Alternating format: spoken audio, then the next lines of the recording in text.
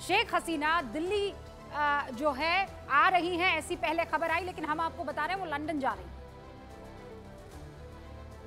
खबर यह भी है कि शेख हसीना वापस बांग्लादेश जाएंगी तो किस हालत में जाएंगी, कैसे जाएंगी, कौन सी डील, कौन सा करार होगा। आज जिस वक्त मैं आपसे बात कर रही हूं, बांग्लादेश जल रहा है और जो आज शेख हसीना के साथ हो रहा है ठीक ऐसा ही 49 साल पहले हुआ था। 15 अगस्त 1975 बांग्लादेश के संस्थापक और शेख हसीना के पिता शेख मुजीबुर रहमान की उनके पूरे परिवार के साथ हत्या कर दी। अब परिवार तो शेख हसीना भी थी, लेकिन वो और उनकी बहन शेख रेहाना वो दोनों बच गई, क्योंकि वो यहां मौजूद नहीं थी बांग्लादेश में, वो जर्मनी में थी, पश्चिमी जर्मनी। शेख मुजीबुर रहमान की हत्या के बाद बांग्लादेश में मार्शल लॉ जैसा अभी है वैसा लागू हो गया। जियाउर रहमान बांग्लादेश के फिर राष्ट्रपति बन गए। इसके बाद शेख हसीना और उनकी बहन को बांग्लादेश आने से रोक दिया गया। तब करीब 6 साल तक शेख हसीना भारत में शरण ली थी। 1971 में बांग्लादेश की आजादी में शेख मुजीबुर रहमान की मदद भारत ने की थी। पाकिस्तान से जंग लड़ी। महज 4 साल बाद रहमान की बेटी शेख हसीना भारत की शरण में आई। शेख हसीना 17 मई 1981 के बाद अपने देश बांग्लादेश लौट पाई, वो भी तत्कालीन प्रधानमंत्री इंदिरा गांधी की पहल के बाद। यानी बांग्लादेश में जो आज हालात है वो पहली मर्तबा नहीं हुआ, ये पहली बार की कहानी नहीं। बांग्लादेश में शेख मुजीबुर रहमान की हत्या का आरोप बांग्लादेश की फौज पर ही लगा। उसके बाद वहां के पहले तानाशाह जो थे जियाउर रहमान, उनकी भी हत्या 30 मई 1981 को हुई। उस हत्या का आरोप भी बांग्लादेश की फौज पर ही लगा, कुछ अधिकारियों पर उस फौज के। फिर 2018 में आरक्षण को लेकर बांग्लादेश में हिंसक आंदोलन हुए हैं और आज भी यही आलम है।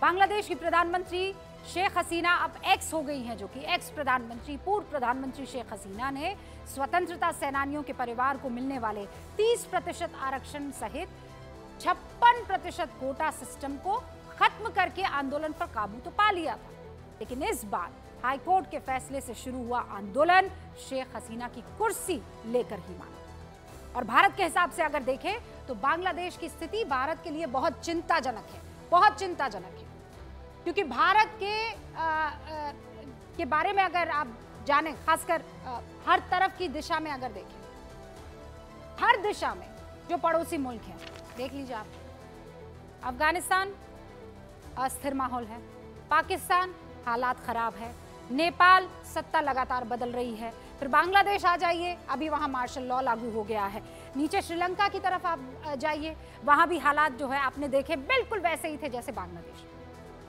तो हिंदुस्तान तो इन अस्थिर हालात वाले मुल्कों से इस वक्त घिरा हुआ है, स्थिति बड़ी खराब है। और अगर खासकर मैं बांग्लादेश की बात करूं,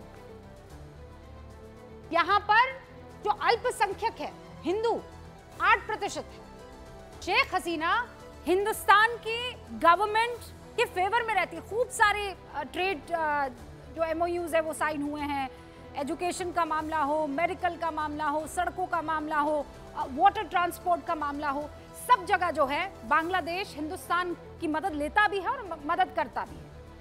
ये सब इसलिए क्योंकि शेख हसीना इस वक्त सत्ता में हैं, मतलब थी, अब तो थी हो गई है सत्ता के लिहाज से। तो इसीलिए अभी हालात बहुत बहुत सेंसिटिव है, आप समझिए। बांग्लादेश के हालात पर ममता बनर्जी ने अपील की है, कोई भी पार्टी भड़काऊ बयान न दे, बांग्लादेश के मामले पर सरकार ही फैसला करेगी, सभी दलों से शांति बनाए रखने की बात कर रही हैं। आप मत भूलिए, वहां पर 8% हिंदू अल्पसंख्यक है, उन पर लगातार हमले हो रहे हैं, दंगे शुरू हो चुके हैं। और इसीलिए देखिए ममता बनर्जी की तरफ से, क्योंकि आप जानते हैं पश्चिम बंगाल से बिल्कुल लगता बांग्लादेश, और बांग्लादेश में इस वक्त जो हालात है वो बहुत बहुत चिंताजनक है। सारे खास मेहमान इस वक्त हमारे साथ जुड़ चुके हैं आज गूंज में। इस वक्त हमारे साथ जो लोग मौजूद हैं वो आपको